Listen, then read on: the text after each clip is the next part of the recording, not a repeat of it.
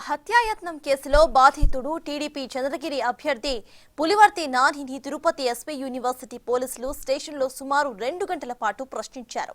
ఈ కేసులో అమాయకులకు సంబంధం లేదని, వారిని ఇరికించేందుకు చెవిరెడ్డి యత్నిస్తున్నారని ఆయన అన్నారు.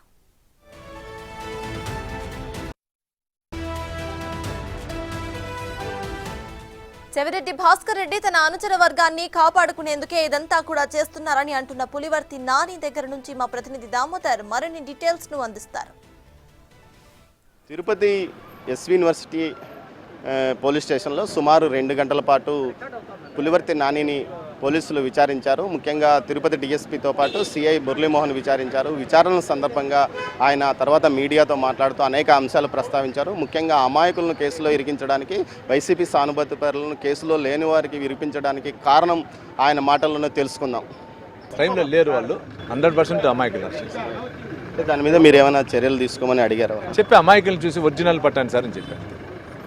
అంటే నిన్న ఆ గ్రామానికి మేము కూడా వెళ్ళాము. మాకైతే నానిని అడిగాము. నాని మా మీద పాజిటివ్గానే చెప్పాడు, కానీ ఎక్కడో ఏదో జరుగుతుందన్నారు. అది ఏమైంటుంది అనుకుంటా? అదే చెప్పాను కదా, చెవిరెడ్డి భాస్కర్ రెడ్డి అతని వర్గాన్ని పోగొట్టుకుని ఉండేదని చేస్తున్నాడు.